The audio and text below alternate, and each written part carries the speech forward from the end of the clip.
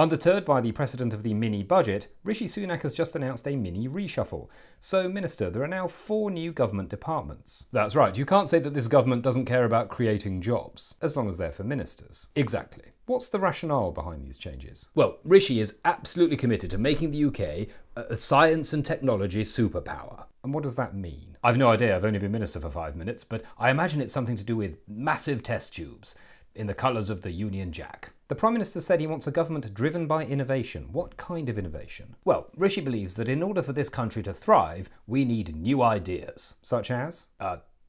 Electric vehicles? So are you happy about the collapsed British Volt factory, which has just been bought by an Australian company? Well, we've also got a new chairman and deputy chair. Yes, Lee Anderson has just been appointed deputy chair of the party, despite his many controversial statements. Do you feel comfortable with him in that role? Yes, Lee is a decent, ordinary, normal, salt-of-the-earth man. He said that nurses who use food banks just don't know how to budget, and he boycotted the England football team for taking the knee. Look, Lee is simply saying all of the awful things that the normal, ordinary, decent, ordinary, normal, salt-of-the-earth, working-class, normal, ordinary, decent, normal people of the Red Wall think. Sorry, did you say awful things? Yes, these ordinary, decent, normal, ordinary, working class, salt-of-the-earth, ordinary, normal, decent, ordinary, normal, ordinary, decent, ordinary people may have some awful opinions, but that doesn't mean that they don't deserve representation. Is that not a bit patronising to your own voters? Oh, come on, there's no way that all of them are going to end up voting for us again, so we may as well have some culture war fun. Plus, you never know, some of us might end up presenting our own TV show. Some critics have described all of this as simply reshuffling deck chairs on the Titanic.